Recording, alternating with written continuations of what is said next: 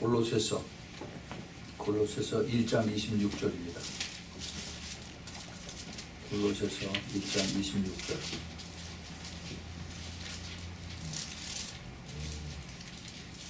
한 절만 보겠습니다. 골로새서 1장 26절.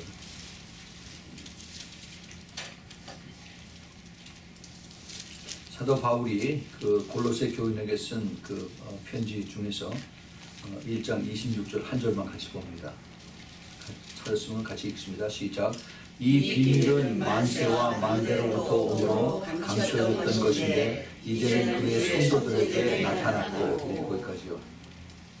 여기 이 비밀이라고 그랬습니다. 이 비밀이 뭔지 오늘 우리 한번 찾아보고, 그리고 만세와 만대로부터 오므로 감춰졌던 것인데 이제는 그의 성도들에게, 성도가 누구인지 이걸 잘 생각을 해야 됩니다. 성도들에게 나타났다라고 말씀하십니다. 잠깐 기도하겠습니다. 하나님 아버지, 오늘 저녁에 저희들이 주님께서 이제 주신 말씀, 이 비밀에 대한 것을 저희들이 이제 알기를 원하오니 성령께서 도와주셔서 성령의 역사하심으로 더 깊은 그 성령의 감추어주신 그 숨겨진 비밀을 깨달을 수 있도록 주님 허락하여 주시옵소서. 주님께서 도와주시지 않으면, 성령께서 역사하지 않으면 이것을 깨달을 자가 아무도 없습니다. 주님, 이 시간에 우리 한 사람 한 사람에게 내주하시는 성령께서, 또 그리고 옆에서 계시는 주님의 진리의 성령께서 저희들에게 이것을 분명히 깨닫고 마음판에 새기는 그러한 귀한 시간 되도록 주님 축복하여 주시옵소서. 예수 그리스도의 이름으로 간절히 기도합니다. 아멘. 사도 바울은 그 구약을 너무나 잘 알고, 그리고 또 회당에서 이 구약에 있는 말씀들을 토라, 모세율법과 그리고 또 선지서, 또 시편과 잠언들을 가리키는 그런 선생이었습니다. 그래서 회당에서 많은 사람들을 또 가리키고 증거하는 그런 율법사로서, 또 그러다가 예수 그리스도 믿는 사람들을 이제 박해하는 그런 열성을 가진 사람이었는데, 예수님을 만나고 나서 그에게 성령이 들어가니까 자기가 알고 있던 그 율법적인 그 구약에 있는 성경들이, 그것이 이제는 영적인 그 성경의 깨달음을 받고, 그리고 완전히 변화가 됐습니다.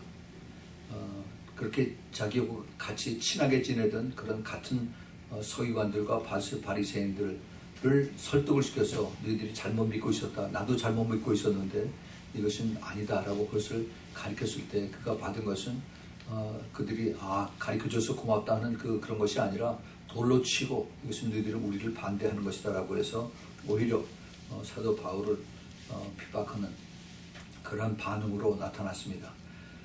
사도 바울이 이제 자기가 그 영의 성령의 도우심으로 자기가 알고 있는 지식이 그 율법을 풀어내는 그런 지식이 아니라, 이제는 영의 흐름 속에서 이것이 무엇이다, 다시 말해서 그 예수 그리스도에 대한 증거와 그리고 성령의 도우심으로 이 구약이 다시 풀어지는 이것을 깨달은 다음에 어찌할 줄 모르고 이제 간 곳마다 그 진리를 선포합니다. 근데 이 진리를 받은 교회가 이것을 깨달은 사람들이 있고 깨닫지 못한 사람들이 있어요. 이것은 옛날이나 지금이나 똑같습니다. 이것을 우리가 오늘 보면서 이것이 과연 무엇인가 하는 것을 여러분들이 좀 깨달을 수 있기를 바랍니다. 여기에 지금 이 비밀이라고 그랬어요. 이 비밀이 뭔가. 그래서 오늘 제목을 교회 시대의 비밀이라고 그렇게 적었습니다. 교회 시대의 비밀. 미스터리. 이 성경에서는 이걸 미스터리라고 해요. 비밀인데 영어로 얘기하면 그 시크릿이 아니라 미스터리라는 겁니다. 미스터리. 그 헬라어로 그 미스터리라고 하는 이 비밀은 미스테리온이라고 하는 그런 단어를 쓰는데, 이 원래 뜻은 하나님의 계시가 아니면은 알 수 없는 그런 숨겨진 진리를 말하고 있습니다. 다시 말씀드릴게요. 그 미스테리온, 영어로 미스테리라고 하는 그 뜻은 하나님의 계시가 아니면은 알 수가 없는 그런 숨겨진 진리가 바로 이 지금 사도 바울이 쓰는 그런 그 비밀이라고 하는 그런 뜻이죠. 이 비밀, 하나님의 그 숨겨진 이 비밀이 만세와 만대로부터 오므로 감춰졌던 것인데, 그러니까 그 구약에서 하나님을 믿는 사람들, 그 율법사를 또 포함해서 바리새인들과 또 대제사장들과 사두개인과 이런 모든 그 하나님의 법을 열심히 믿고 따르는 이 모든 사람들을 통해서, 그런 사람들뿐만 아니라 지금까지 그런 사람들이 이제 이것을 알고 가르치고 했는데, 그런데 이것이 그들이 알지 못하도록 감춰졌다는 겁니다. 근데 감춰졌는데 이제는 그의 성도들에게, 세인트라고 하는 영어 단어를 쓰는데 성도, 즉 하나님을 믿는 그런 택한 사람들이 하는 그런 뜻이죠. 그들에게 나타났다라고 얘기를 합니다. 이 비밀. 그래서 이 비밀이라고 하는 거를 우리가 한번 오늘 좀 자세하게 한번 살펴보겠습니다. 성경에는 특별히 그 신약 성경에서 그 비밀이라고 하는 단어가 여러 군데 나옵니다. 이 미스터리, 비밀이라고 하는 단어가 많이 나오는데, 고린도전서, 우리가 잘 아는 그 휴거의 비밀에 대해서 사도 바울이 고린도전서 15장 51절에 이렇게 얘기를 합니다. 보라, 내가 너희에게 비밀을 말하노니, 여기도 똑같이 미스터리언입니다.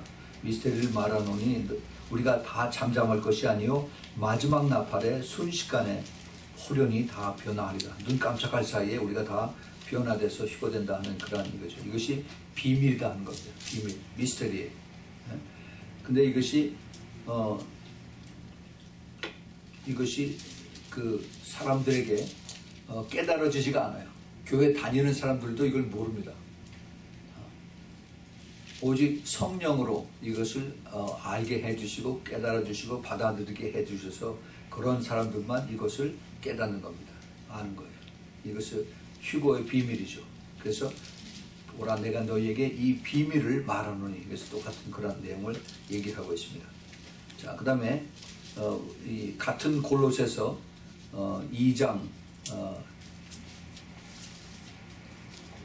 우리가 오늘 읽었던 골로새서 1장이 아니고 2장 2절 3절에서 하나님이 저 멀리 계신 하나님이, 삼층천에 계신 하나님이 육신으로 오신 그 비밀을 여기서 말씀하고 있습니다.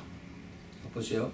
이는 저희로 마음의 위안을 받고 사랑 안에서 연합하여 원만한 이해의 모든 부요에 이르러 하나님의 비밀인 그리스도를 깨닫게 하려 함이라.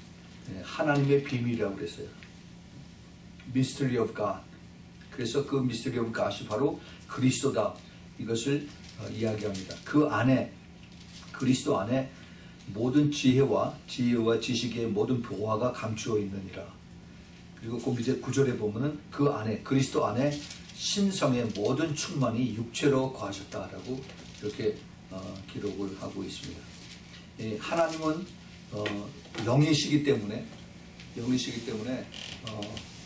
우리가 볼 수가 없어요.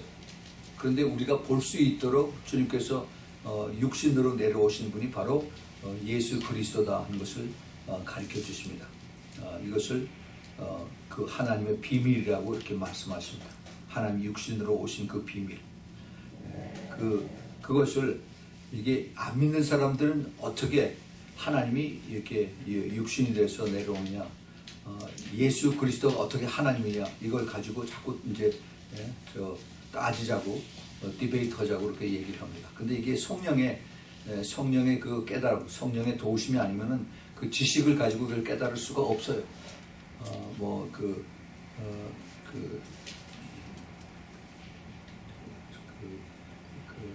성경의 그 변증론자라고 그러나, apologetics, 이것을 그 공부한 사람들이 성경의 그 원리를 가지고 안 믿는 사람과 그걸 서로 토론을 하는 이런 것을 이제 얘기를 해서 설득을 시키려고 그러는데, 그것을 받아들이는 사람들이 이것이 성령을 받지 않으면 깨달을 수가 없습니다.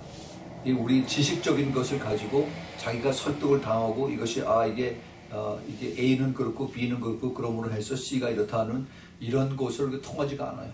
이것이 하나님의 그 비밀입니다. 오직 성령의 인도함을 받은, 성령의 도움을 받은 사람들만이 이것을 깨달을 수가 있고 그것을 받아들일 수가 있다는 그런 내용입니다.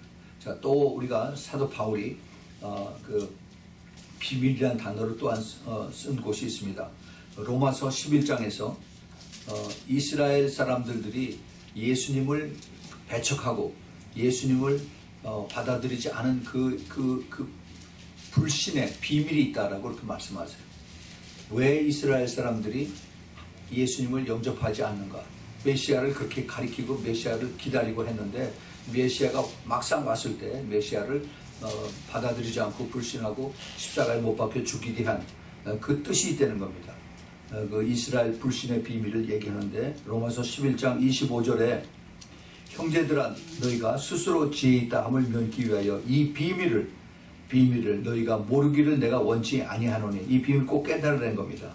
이 비밀은 이방인의 수가 충만한 수가 들어오기까지 이스라엘의 더러는 완악하게 된 것이라.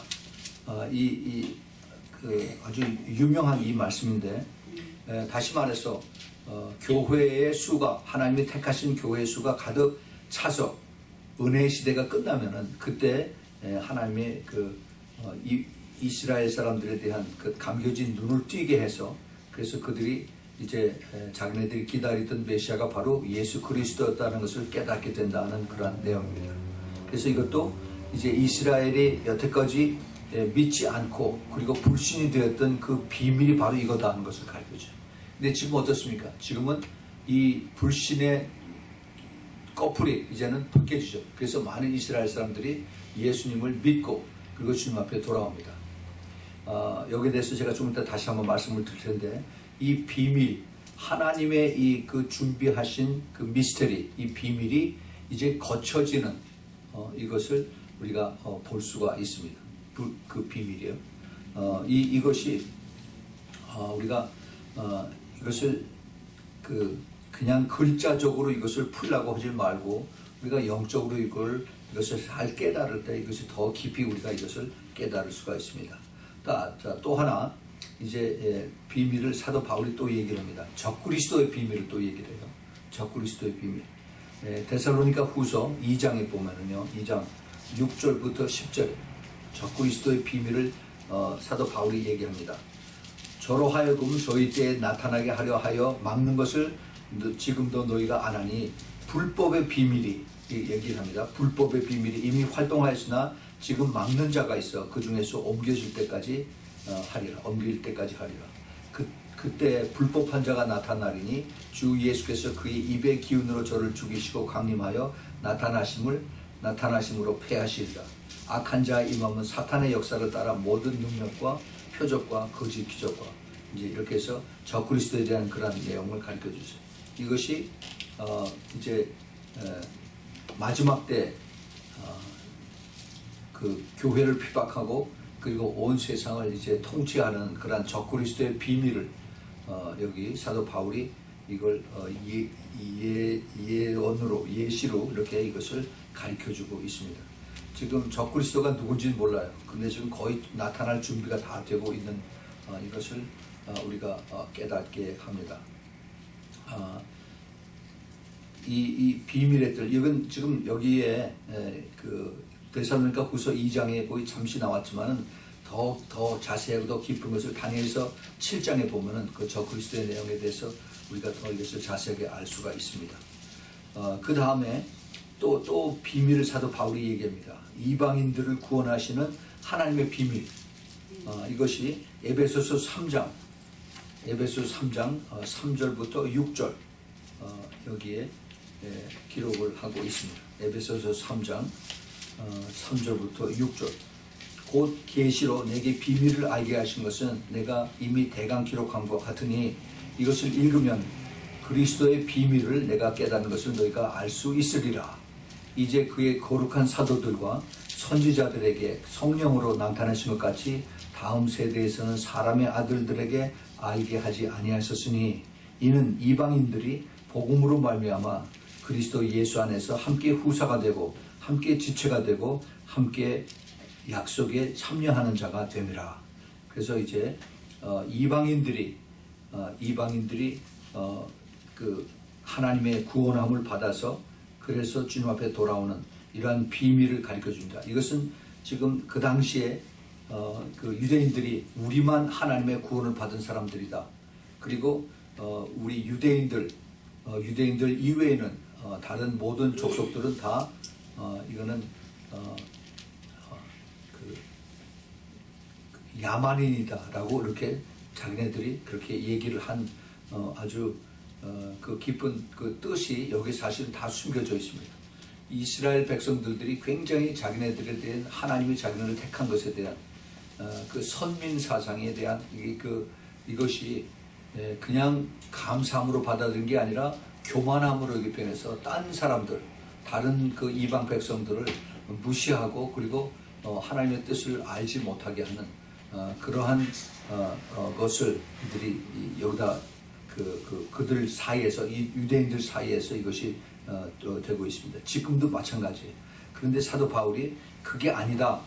바로 하나님께서 이제 그리스도의 비밀을 통해서 이방인까지 하나님 앞으로 돌아오고 그리고 하나님의 후사로서 뭐죠? 하나님의 영적인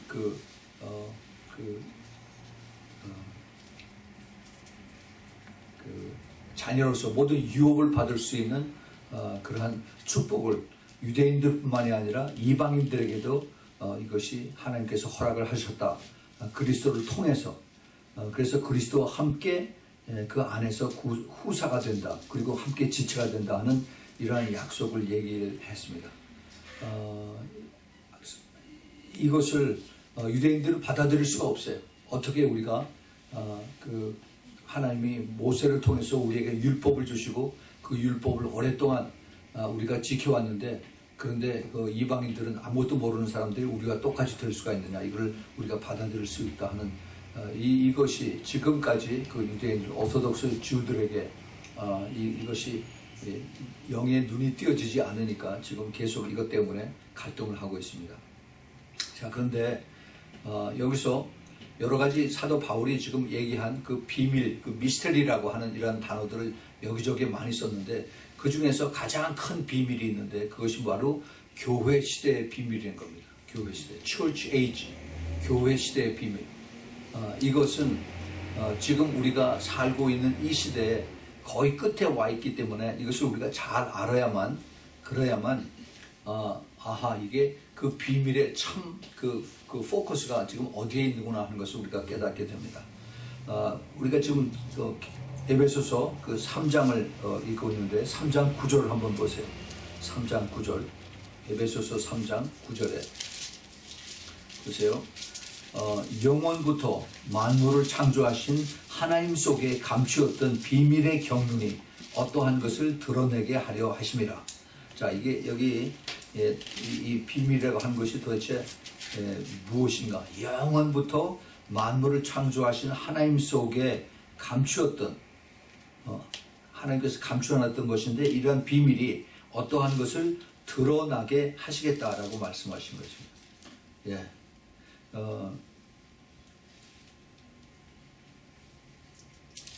이 비밀의 경륜은 오직 성령에 의해서만이 우리가 이것을 깨달을 수가 있습니다. 성령의 도움을 받아서만이. 그 다음에 보면은 이는 이제 교회로 말미암아 하늘에서 정사와 권세들에게 하나님의 각종 지혜를 알게 하려 하시니 그 영적인 그 싸움에서, 영적 싸움에서 성령과 악령의 싸움들을 또 가르쳐 주시고 그리고 이제 이것을 교회들이 이것을 부딪혀서 이것을 이기게 하는 그러한 것을 사도 바울이 얘기를 하고 있습니다.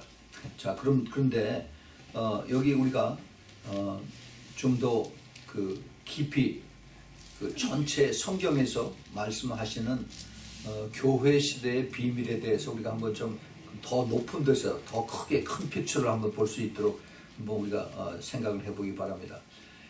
교회 시대라고 한 것이 어떻게 어디서부터 어디까지인가? 이걸 먼저 우리가 알아야 돼요. 교회 시대는 예수님께서 오신다고 계속 구약에서 많은 선지자를 통해서 말씀하셨습니다. 그러다가 막상 예수 그리스도 오셨어요. 예수님께서 오시고 났는데 그 예수님을 맞이하는 사람들, 예수님을 알고 깨달은 사람들은 극히 소수의 사람들이었어요. 세례 요한이 그랬었고, 그리고 이제 그 베들레헴의 목동들이 가장 비천한 목자들이 몇 명이 천사들이 나타남으로써 깨달았고, 그리고 아기 예수를 템플에 가져가서 베이비 데디케이션 할 때 그 시므온과 그 다음에 안나 여선지자가 이것을 알았을 뿐입니다. 그리고 이제 먼 데서 찾아왔던 이방 그 점성술가 그 매자이들, 동방 박사라고 그러죠. 이 사람들이 별의 움직임을 이상하게 생각하고 거기까지 따라와서 아기 예수에게 예물을 드리고 갔습니다. 예수님의 탄생, 이것이 구약에서부터 그렇게 오랫동안 이렇게 주님께서 말씀을 통해서 가르쳐 주셨는데, 막상 예수님이 오시고 났을 때에는 예수님을 안 사람이 극히 드물다 하는 것을 여기서 우리가 볼 수가 있습니다. 이것은 예수님의 재림 때에도 똑같이 된다고 제가 전에 말씀을 드렸습니다. 자, 드디어 그래서 예수님께서 오시고, 그 다음에 십자가에 못 박혀 죽으시고, 그 다음에 3일 만에 부활하셔서, 그 다음에 이제 열흘 후에 40일 동안 주님께서 이제 부활하시고 계시다가 열흘 후에 제자들 앞에 기도를 하시게 한 다음에 40일 후에 승천하셨죠. 그리고 열흘 후에 성령이 강림하셨습니다. 자, 그래서 예수님이 승천하시고 그 다음에 10일 후에 펜테코스테 성령 강림주일에 성령께서 이 땅에 오시고, 그 다음에 성도들의 우리 몸 안에, 가슴 안에 성령께서 오셨습니다. 이것이 그 약속의, 하나님의 약속의 큰 비밀인데, 이것이 오셨어요. 이 성령은 눈에 보이게 오시는 것이 아니라 눈에 보이지 않게 우리 안에 오심으로 인해서 무엇이 그 다음에 이루어졌습니까? 성령이 오심으로 뭐가 왔어요? 교회가 탄생을 했죠. 교회가 성령이 없으면 교회가 탄생할 수가 없습니다. 교회와 성령은 항상 같이 가요. 교회와 성령. 그래서 성령께서 교회로 하여금 예수님의 신부로 만들어주는 겁니다. 그러니까 그거를 잘 알아야 돼요.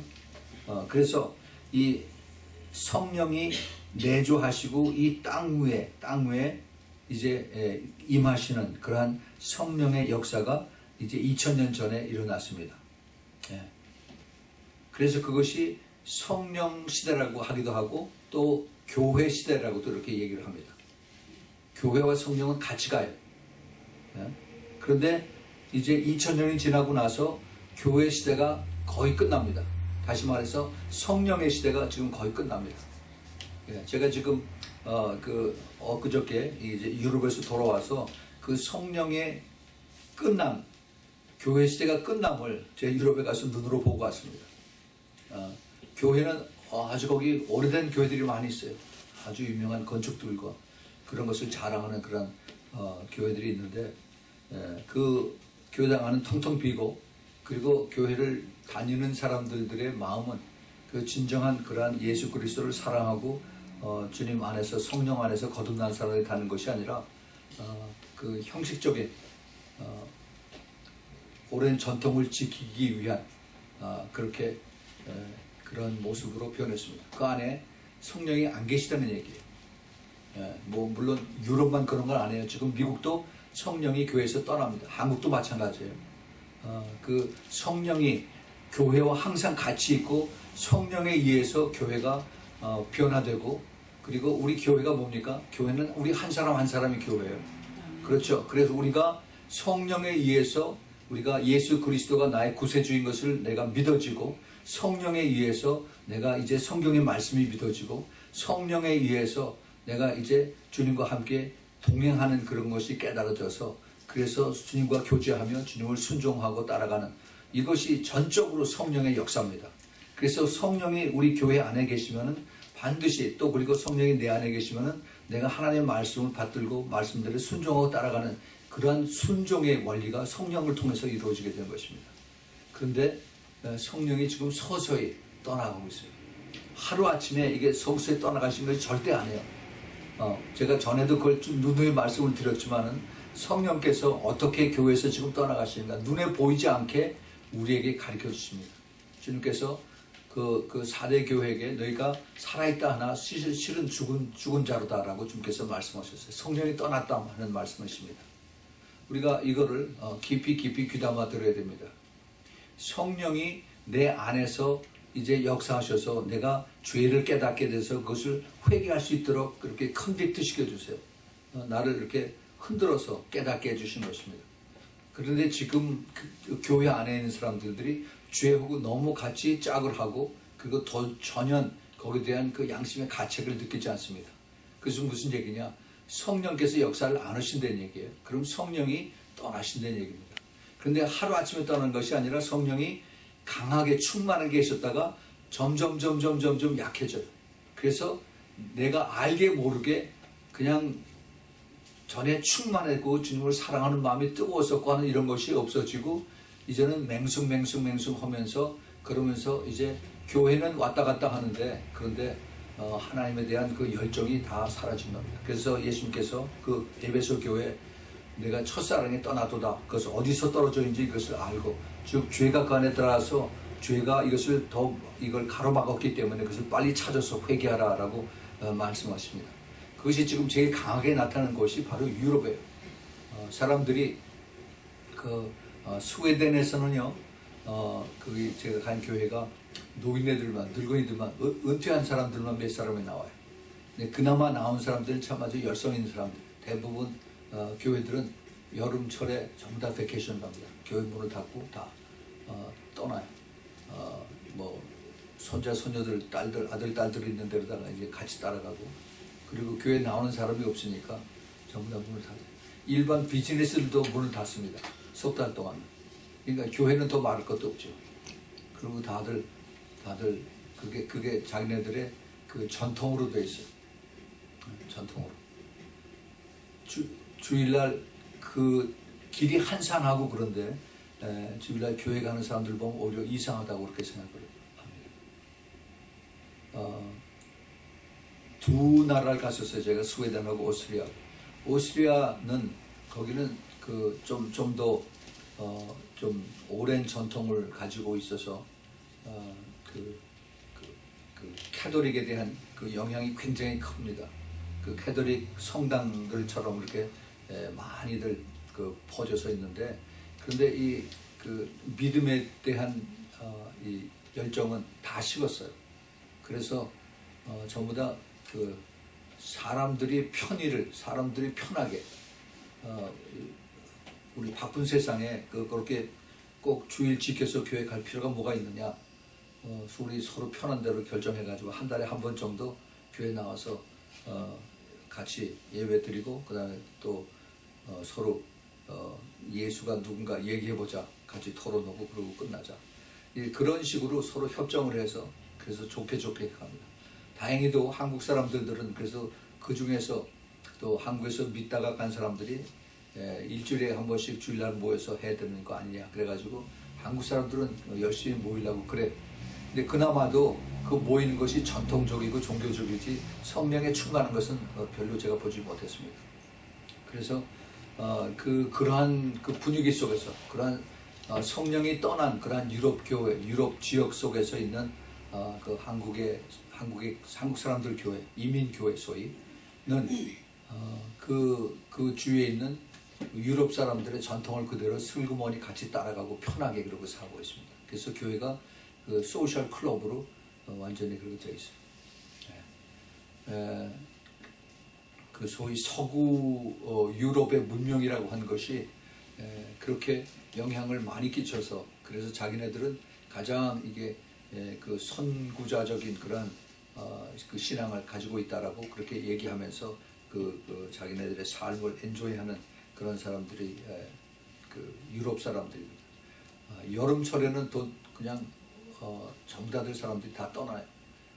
차에다가 그 트레일러를 싣고 그다음에 남쪽에서 북쪽으로 북쪽에서 남쪽으로 여행들 다니며 구경 다니면서 전부 다 그런 사람들이 유럽 사람들입니다.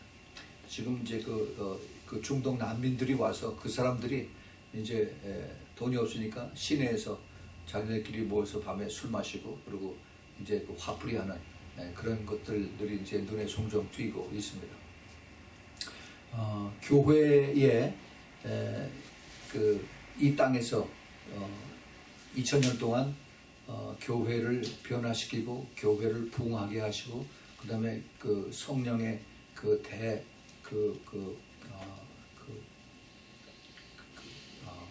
부흥으로 인해서 많은 예수 그리스도 믿는 사람들이 나타나게 하고 한 이것은 이제 옛날 역사가 되고 그리고 이제는 잠잠하고 이제 거의 문을 닫기 직전에 있는 그런 폐쇄된 그 모습들이 지금 이게 성령을 떠나게 하시는 것을 우리가 직접 눈으로 보는 그러한 이것을 우리가 봅니다.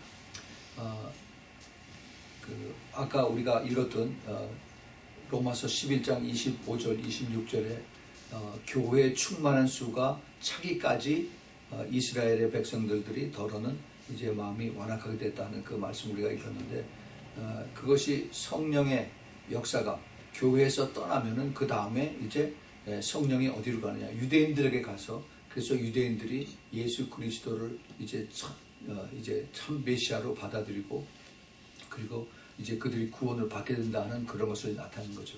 제가 전에도 그 말씀을 드렸지만은 그 유대인들에 대한 하나님의 그 구원의 역사가 이제 점점 더 커지는 이것이 동시에 이방인들에 대한 교회에 대한 성령의 역사가 점점 더 약해지는 그래서 하나는 점점 더 약해지고 하나는 점점 더 강해지는 그 성령의 크레센트와 디크레센트가 지금 그 동시에 일어나는 또 그리고 이것이 유대인들에게 점점 더 복음이 더 증거가 되는 이러한 시대에 와가고 있습니다. 이제 그것의 그 끝이 어디냐? 끝이 바로 휴거입니다. 휴거가 일어남으로 인해서 그래서 이제 성령이 떠나시는 것을 우리가 깨달아야 됩니다. 지금 그것을 우리가 보고 있어요. 교회 안에서 성령이 슬그머니 떠나세요. 없어지세요. 안 계세요. 그 얘기는 우리 크리스찬들이 교회는 나오지만은 성령에 의함, 성령의 도움을 받지 못하고 그리고 그냥 종교적으로 그리고 습관적으로 교회에 나와서 같이 교제하고 그리고 떠나는 이러한 모습들을 지금 교회에서 여러 교회에서 우리가 보고 있습니다. 성경 공부들을 많이 해요. 성경을 많이 공부를 시킵니다. 그런데 그 성경을 우리가 보고 배우고 이것을 읽고 하는 그런 목적은 우리가 하나님의 말씀이라고 하면서 이 하나님의 말씀이 내 안에서 역사하고 하나님의 말씀대로 이 세상을 붙잡고 싸워서 이기는 그래서 내가 이 세상은 성경에 반대적이지만 나는 성경 붙들고 거기에 순종할 때 성령께서 나로 하여금 이 세상을 이기게 하시는 그것이 하나님의 뜻인데 그런데 지금 그렇게 하지 못하고 있다는 겁니다. 그리고 세상하고 같이 짝하고 갈 수 있도록 이렇게 지금 악한 영들이 교회 안에서 더 크게 역사를 한다 하는 것을 우리가 깨달아야 됩니다. 그래서 지금 성령의 이제 점점 교회를 떠나는 이러한 것이 그것을 무엇이 뜻하느냐 이제 주님께서 우리의 신부들을 데려갈 그 시간이 심히 가까웠다 하는 것을 우리가 깨달아야 됩니다. 이것이 지금 거의 같이 가고 있는데 그러면은 성령이 이 땅에서 아주 떠나느냐 그렇지는 않아요. 성령이 그 하나님의 정말 큰 은혜인데 성령이 완전히 떠나시면 이 땅에서 구원받을 사람이 하나도 없습니다. 그걸 우리가 잘 알아야 돼요. 우리가 지금 성령의 역사하심으로 인해서 그래서 우리가 그나마 주님을 알게 되고 믿게 되고 순종하고 따라갈 수 있도록 성령께서 도와주시는데 그런데 이 성령의 역사가 점점 희박해지는 겁니다. 이 말하자면 그 농도라고 그럴까? 이것이 점점 더 약해져요. 그래서 내가 전에 그 예수님을 사랑하고 예수님을 따라가고 더 열정적이고 하던 그 패션이 점점 사라지고 그 다음에 그냥 맹숭맹숭해지는 그러한 것으로 지금 이게 우리에게 보여지는 겁니다. 그럼 이게 무슨 뜻이에요? 내가 빨리 돌이켜서 그래서 주님과 관계가 다시 회복이 돼야 되는데 그냥 내버려 두면 어떻게 돼요? 성령이 슬그머니 떠나는 겁니다. 그래서 사도 바울이 그 갈라디아서 3장에서 네가 성령으로 시작했다가 육체로 끝나겠느냐라고 이렇게 주님께서 그 사도 바울을 통해서 말씀하세요. 자, 그래서 이제 성령이 떠나시면 어떻게 되냐? 그 다음에 이제 7년 환란에 들어가는 거죠. 그 다니엘서 9장에 27절에 나온 그 7년 환란의 시작이 이제 성경에 있는 대로 들어옵니다. 그러면 교회가 엄청 핍박을 받고 그다음에 그 적당히 믿던 사람들이 다 교회에서 다 떠나고 그다음에 제대로 믿는 사람들은 거기서 순교를 당하고 이렇게 해서 마지막 후 3년 만에 그것을 대환란이라고 그러죠. Great Tribulation. 그 대환란 속에서 끝까지 견디는 자들이 주님께서 그들을 다시 구원하시겠다는 말씀하셨어요. 그때는 이게 성령의 상당 부분이 떠나시기 때문에 정말 믿기가 힘듭니다. 정말 믿기가 힘들어요. 그리고 끝까지 주님을 바라보고 기도하는 자들이 하나님의 그나마 도우심으로 인해서 그들의 믿음을 지키고 그리고 환란 속에서 보호함을 받고 끝까지 따라갈 수가 있는데 그렇지 않으면 그게 그 보호함을 받는 것에 대한 그 개런티가 없어요. 개런티가 없습니다. 이건 참 굉장히 두려운 그러한 이야기인데, 근데 그 성령이 떠나시는 것에 대해서 교회가 별로 신경을 안 써요. 그리고 두려워하지도 않습니다. 그냥 뭐 그런가 보다. 나하고는 아무 상관이 없는 것 같다. 그렇게 그냥 무심하게 이렇게 지나갑니다. 이거는 굉장히 슬픈 얘기고 비참한 얘기인데 성령이 떠나시면은 교회는 죽는 것입니다. 죽어요. 그것을 우리가 깨닫고 정말 하나님 앞에 회개하면서 하나님 이 마지막 순간까지 성령으로 충만하게 해주십시오라고는 그러한 기도를 해야 됩니다. 그렇지 않으면 내가 죽어요. 내가 영적으로 죽으면은 그 다음에 가정이 죽고 교회가 죽고 다 사회가 죽고 국가가 죽어요. 우리의 이 시대에 끝까지 그래도 주님께서 우리를 그 소수지만은 기도하게 하시고 또 그리고 주님 붙들고 따라갈 수 있다고 하는 것이 이게 성령의 큰 역사고 하나님의 축복입니다. 예. 그래서 우리가 이것을 잘 깨달아야 돼요.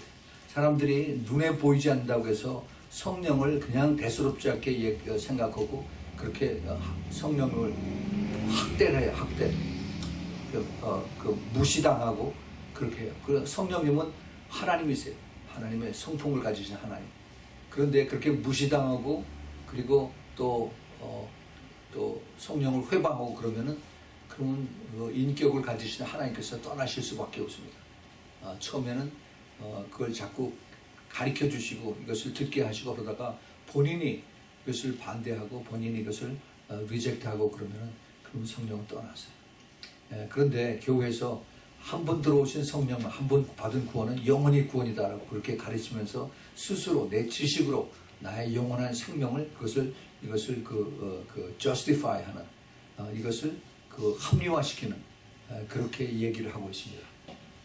그게 지식적으로는 그게 받아들여서 이게 그럼 나는 내가 뭘 해도 내가 천국 가겠구나 그렇게 얘기를 하고 있습니다. 이거 굉장히 위험한 얘기예요. 아주 위험합니다. 이것을 어떤 교리적인 지금 이것을 침례교회에서 또 장로교회에서 이것을 그걸 많이 가르치고 있는데 특히 또 감리교회에서 더 말할 것도 없고 어떠한 그 교단의 교리 때문에 이것을 우리가 받아들이고 할 수가 없습니다. 우리 분명히 그 성경에 있는 말씀을 성령의 도움을 받아서 그래서 성령의 도움을 받고 그리고 성경을 우리가 받고 그 조명을 받아서 우리에게 깨달아지는 것을 가지고 할 때 성경의 한 구절이 아니라 성경 전체에 하나님께서 역사하신 것이 무엇이며 하는 것을 우리가 잘 깨달아야만 우리가 이것을 알 수가 있습니다. 그러려면은 내가 항상 겸손해야 돼요. 내가 다 안다라고 그렇게 그 교만한 마음을 가지면은 절대로 성령께서 역사를 하지 않습니다. 우리가 항상 우리가 기억하고 깨달아야 될 그런 중요한 점입니다.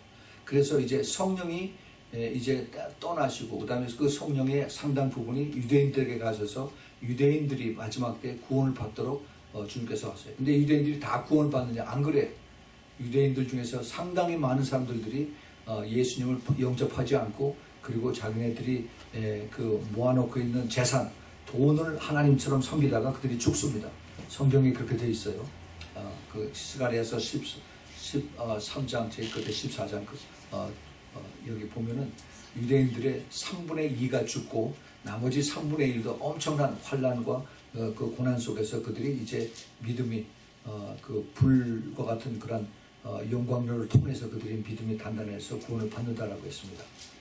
그렇게 쉽게 공짜로다가 우리처럼 쉽게 유대인들이 예수 그리스도를 믿는 것이 아닙니다. 지금 유대인들 메시아닉 주라고 해서 유대인들 중에서 예수 그리스도를 믿는 사람들 정말 성령의 도우심으로 그들이 여태까지 배척했던 예수 그리스도가 진짜 메시아인 것을 깨닫는 들 정말 축복받은 사람들이에요.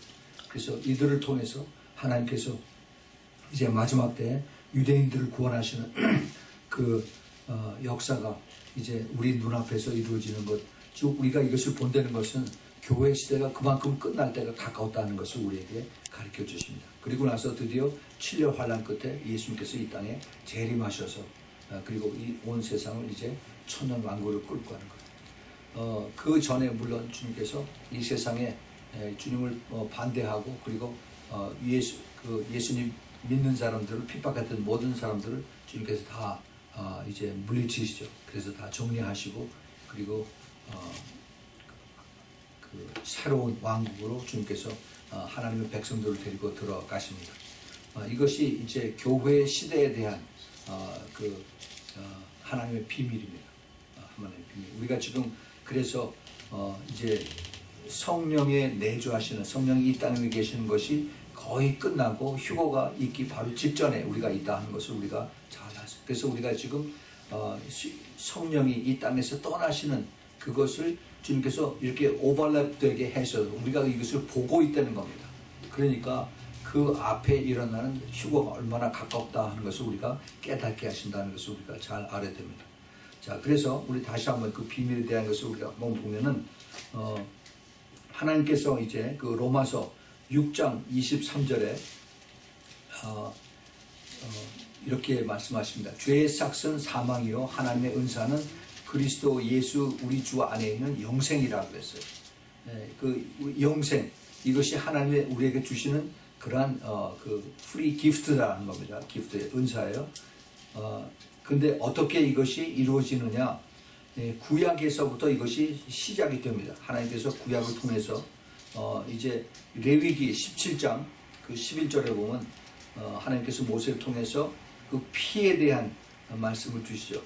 레위기 17장 11절에 육체의 생명은 피에 있음이라 내가 이 피를 너희에게 주어서 단에 뿌려서 너희의 생명을 위하여 속하게 하였나니 생명이 피에 있으므로 피가 죄를 속하느니라 그랬어요.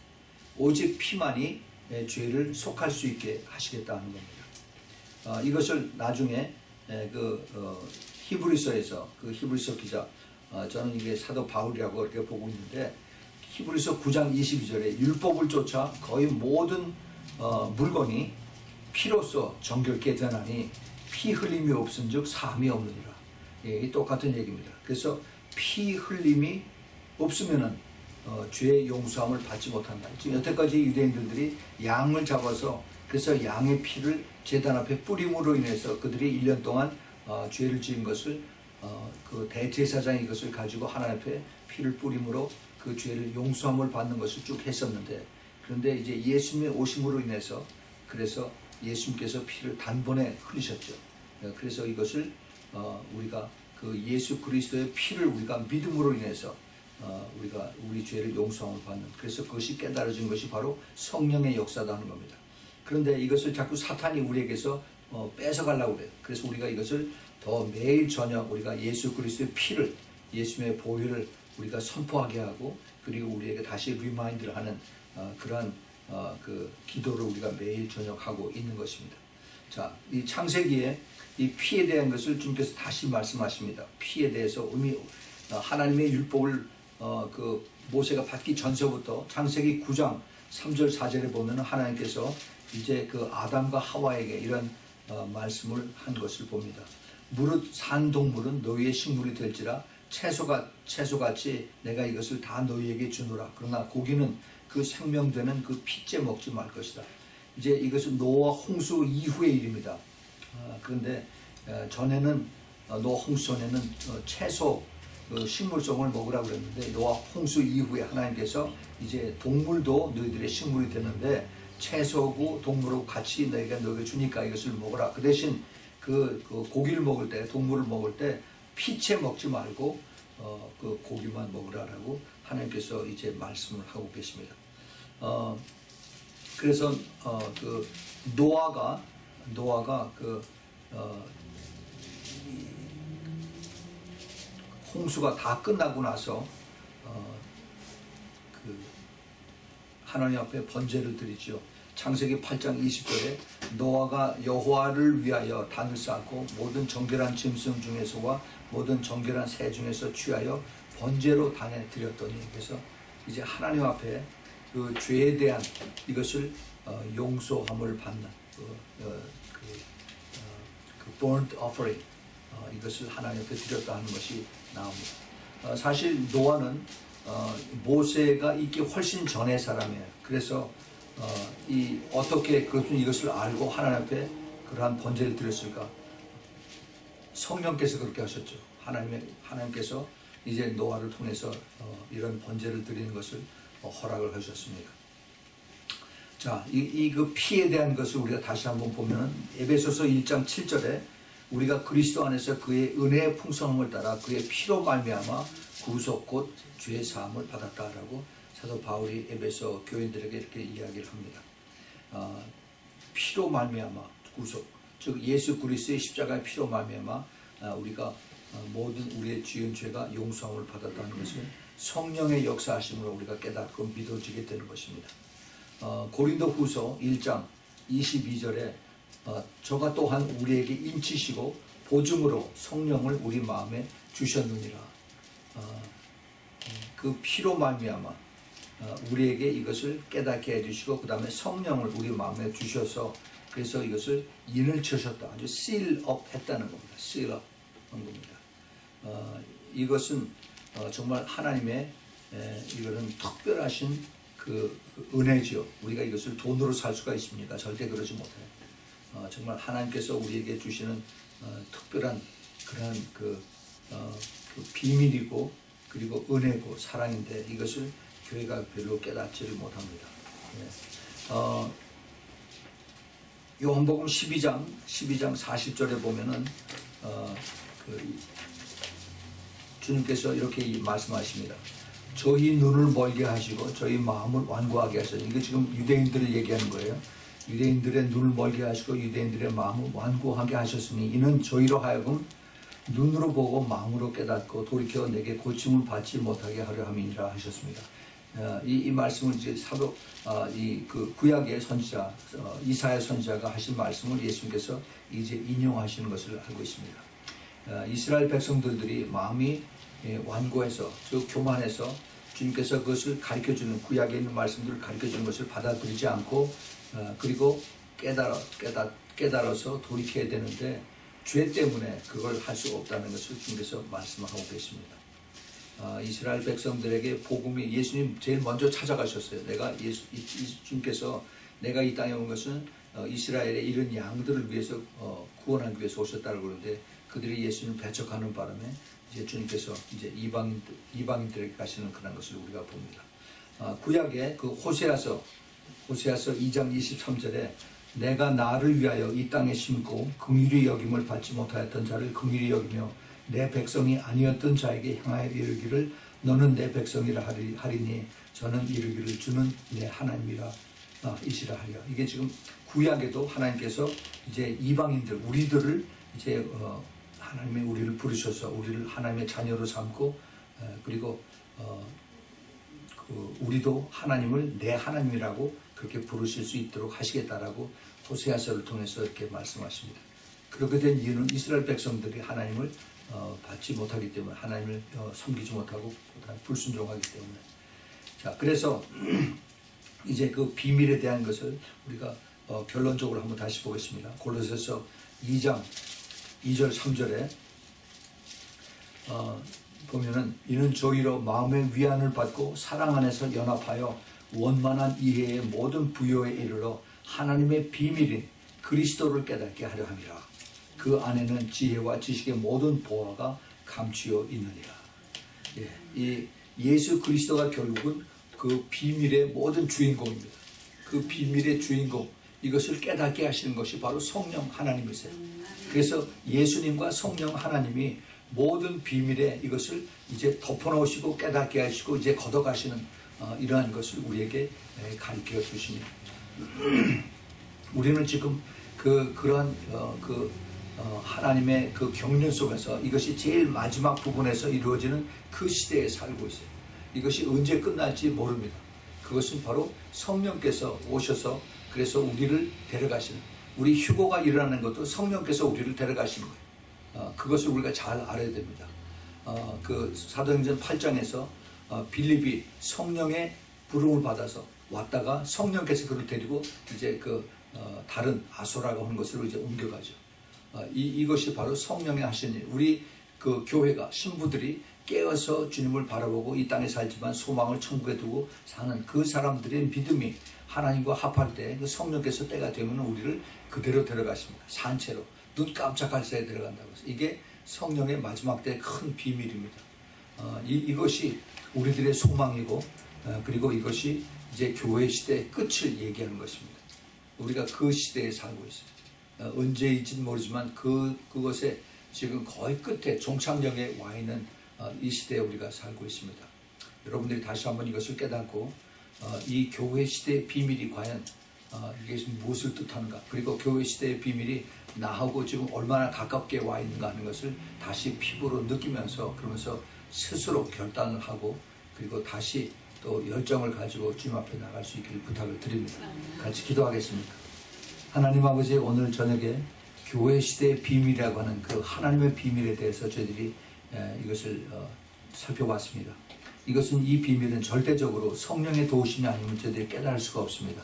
성령께서 저희들을 통해서 가르쳐 주시고 또 충만케 해주시고 그리고 주님을 사랑하는 그 열정을 다시 회복하게 하셔서 그래서 끝까지 성령님의 도움을 받아서 저희들이 이 모든 경주를 마칠 수 있도록 주님 꼭 도와주시옵소서. 예수 그리스도 이름으로 간절히 기도합니다. 아멘.